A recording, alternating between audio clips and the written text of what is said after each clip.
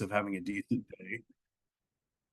And the research is telling us that if that gets too low for too long, because just the stress and strain and the chronic stress, then it starts to pull down the other dimensions as well. And so that's often the first thing we pay attention to when we're talking with a pastor, or in group coaching, which we'll talk about here in just a moment. Because this model builds on itself, such that the more daily well-being we experience, then we experience more resilience, which leads to more thriving, which leads to even deeper authenticity, which in turn increases our daily well-being, which leads to even more resilience. And the image I like to suggest is a spiral staircase that gets broader in circumference the further up you go up the staircase. So it's a positive spiral, a virtuous cycle.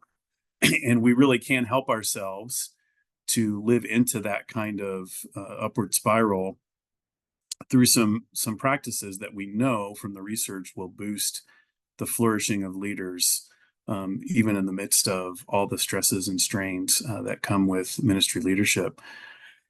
And we know that daily well-being accumulates. And this is a really, really important principle, that it accumulates both positively and negatively. And the negative accumulation happens often outside of our awareness, because ministry leaders are so deeply committed to what we do and love it. It's not that we don't love what we do, it's we love it so much we may do too much of it and not pace ourselves well to be able to do it in a sustained way with effectiveness and joy. But we're so busy getting on to the next urgent thing, the next urgent thing, the next urgent thing, because there's always a next urgent thing. I'm a pastor's kid, have a number of years in pastoral ministry and university chaplaincy. And there's just always another urgent thing, it seems like, especially in a local church context, at least that somebody thinks is urgent. That you may not think it's urgent necessarily, but there's always another thing, another thing, another thing. And we can be so focused just responding to the demands that we don't take time just to take a step back from the flow of that busyness and to pay attention to what we're carrying. Check in with ourselves. What am I carrying emotionally?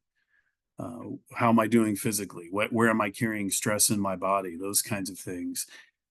And what we find very clearly in the research is that if that negative well-being, or ill-being is what the research calls it, accumulates, it can build up and hit a threshold of severity such that it forces us to pay attention to it in one way or another. And this is how burnout happens often for ministry leaders, other issues that show up kind of all of a sudden and seem to catch us out of nowhere, when the truth is they've been building through a mild and moderate phase outside of our awareness.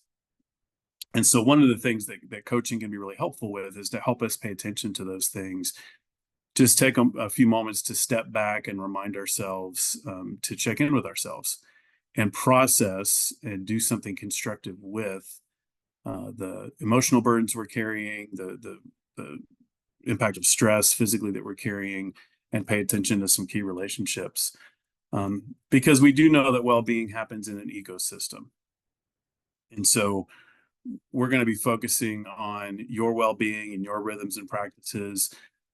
But I want you to think beyond just yourself, because you typically do anyway, and think about, if you're married, your marriage and family, the kind of inner circle of leaders that you most frequently work with. It's the leadership team in your context. Beyond that, your congregation, maybe beyond that, a denomination or a network like Manna. And you're embedded in these concentric circles of relationships. And what we want to think about is ecosystem flourishing. I've started moving away from exclusively using self-care language for pastors, because what that unintentionally implies is that it's all on you. Here's a bunch more stuff just to add to your to-do list that you can feel like you're not doing well enough. And pastors can walk away, kind of beating themselves up that they're not taking good care of themselves. And I've even seen that weaponized against pastors by church boards or by denominational leaders in ways that are not appropriate, when we want to think about the whole system. and the relationship between your health and the health of the system. And there are a lot of things that research is telling us can be done to make that relationship as positive and mutually supportive and respectful as possible, and allow not you to flourish, but all the leaders and all the people in that system to flourish. So I want to talk with you about coaching. What we have done is taken the Flourishing Ministry research, and we've got downloadable resources and summaries, by the way, if you want to read more in depth about that model and the implications. And before we're done, maybe during the Q&A, I can talk to you about some of the key practices that we're finding are particularly helpful in each one of those dimensions.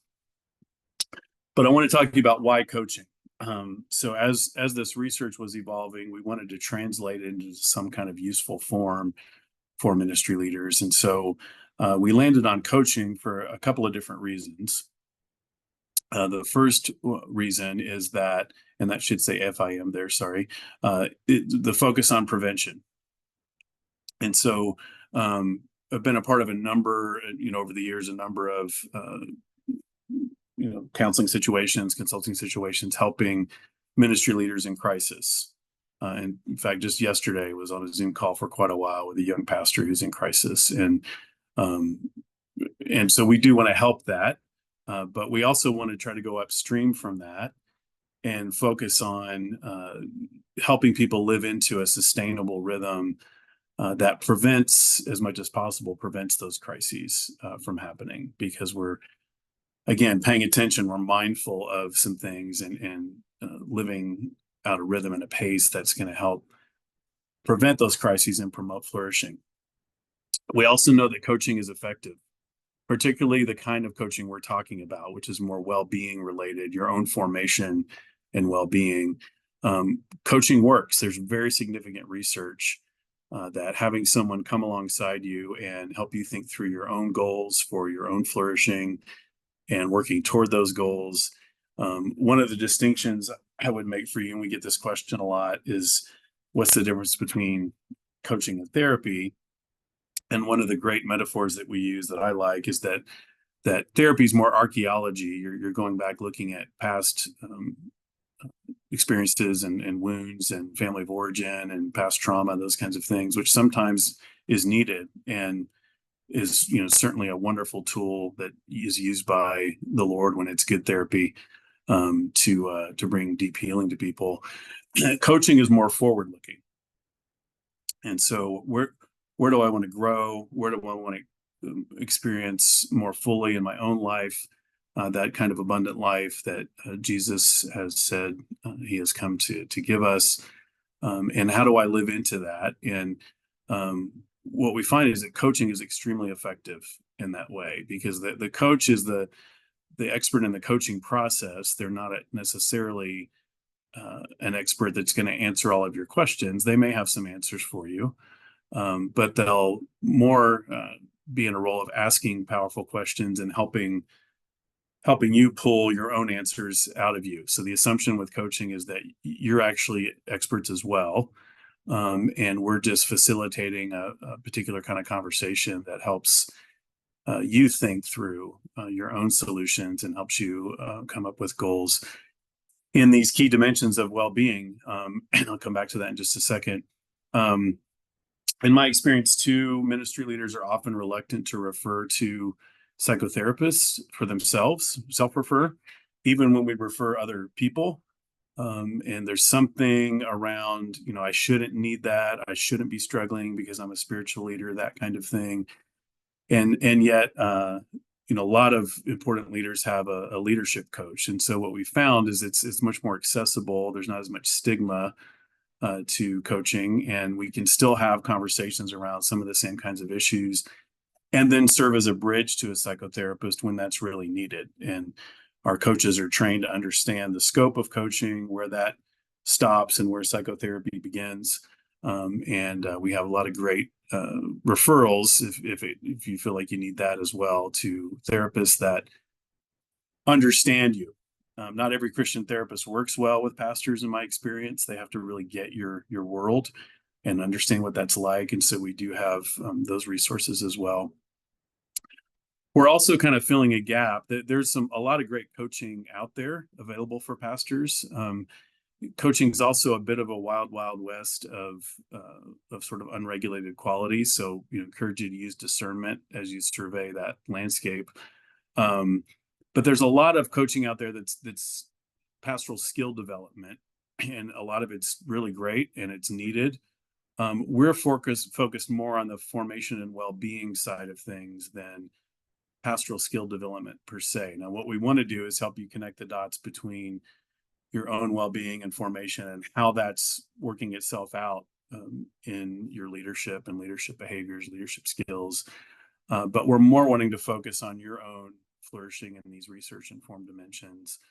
And we want to do something that's based in rigorous scholarship and science, which this research is, not just the flourishing ministry research, but the training that our coaches get is accredited by the International Coaching Federation, which is the global standard in the coaching world for coaching competencies. So folks have been vetted, trained, they've had to demonstrate these competencies, take a coaching exam, they have to do continuing education to keep their credential, et cetera.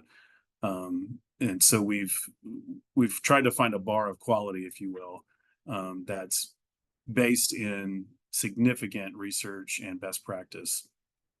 And a lot of our coaches have many years in ministry leadership experience, or are still in ministry leadership in some form. And so they understand your world from the inside. And they also have theology degrees. Some have Christian counseling, advanced degrees, and been in practice for many years. So these are experienced folks. We have just found that coaching can be really powerful. In particular, group coaching can be really powerful as we help you think about strategies. So one of the things that we have done is look through all the flourishing research and look at all of the practices that the broader research suggests will boost a person's flourishing and well-being in one or more of those areas that I showed you in our model. And we've categorized those into different strategies, and all our coaches are trained in these. And these strategies map onto one or more of those flourishing areas. So, for example, joyful strategies you see there, which boosts and sustains optimism and hope, and which, of course, is deeply biblical. Rejoice in the Lord always. Whatsoever things are pure and good, think on these things. And the research is telling us, lo and behold, there's something to that to help us flourish. And so there are specific ways we can help you think about practices that help you stay in touch with the joy. So, for example, one of the ones that I hear pastors tell me is a game changer for them is what's called ending on a high note. At the end of your workday, whenever that happens, and it may not happen at 5 p.m. for most of you, like a lot of jobs, to just return to one of the things that brings you the most joy in ministry for 20-30 minutes at the end of the workday. It's not going to take away the bad day. It's not just going to magically erase the day when you spent the entire day totally outside of your sweet spots, anything you actually thought you would ever have to do in ministry that you trained for, that you feel like you have gifting in. You spent all day doing other stuff that had to get done, and it just fell to you. It's not going to take that bad day away. However, what we're finding is ending on a high note day after day, day in and day out, week in and week out, month in and month out, over time, makes an enormous difference to prevent burnout and promote flourishing. Just to stay in touch with the joy of ministry as a daily practice, as the last thing you do for the workday. So those kinds of things we know fall into these different strategies and map onto the flourishing dimensions. But here's what I want you to remember. The good news is some of the concerning statistics on the rate of depression and burnout and stress-related physical health issues that are predominant for clergy don't have to be that way. There are things that we can do. And it's just taking small steps consistently and frequently that make a difference in that positive accumulation over time. And so I want to encourage you in that sometimes we feel it's a burden because I should be, waking up at 3 a.m. and praying for 4 hours like John Wesley did or whatever. And if you're that person, God bless you. I'd love to talk with you about how you're sustaining that. I can't do that myself. But I can take 5 minutes of silence in the middle of the day, which we found makes a big difference over time if done every day. I can take a equivalent to 20-minute walk 2 or 3 times a week at a moderate pace. Doesn't have to be 20 minutes even altogether. It could be 20 different 1-minute walks or 2 10-minute walks, is what the research tells us. But it still is going to make a difference over time in your emotional and physical health if done consistently. So it's small steps, stepping back from the flow of busyness and checking in with myself, and then stepping together. What we find is vitally important, and this is why a ministry like Manna is so important, is that having a community of practice is a big deal for pastors. Getting together like this with other people that do what you do, maybe a different denomination, maybe a different part of Southern California or beyond, but you all don't have to explain to each other what it's like to do what you do when you come on a call like this. You all just know. And there's something vitally important about that to break the sense of isolation that's inherent in pastoral leadership. And then over time to build trust in a place of safety and a place of vulnerability and accountability and encouragement, to step together and share what your goals are and what's getting in the way of reaching those goals and help one another. Share burdens and joys is just enormously helpful over the long haul with respect to promoting flourishing. So that's why we focused when we talked with Charlie about group coaching, as we help you live into this virtuous cycle. I'm going to pause there. I think I've probably already taken maybe too much time, Andrew, but that's a basic overview of our model. And again, with each one of these dimensions, there are whole sets of practices that our coaches know about, and that we can encourage you to consider as you're building your own, what's called a rule of life, if you're familiar with that concept, which comes to us from church history, from Benedictine spirituality. Saint Benedict in a monastic community developed a communal rhythm of individual and communal practices, both including work and rest and contemplative kinds of spiritual exercises that were designed to help everybody flourish. And so that's what we want to help you do. You all are already doing a lot of things that are helping sustain that, or you wouldn't even be on this call. I know you're resilient inherently just because you're doing what you're doing, and what you're doing is not for the faint of heart.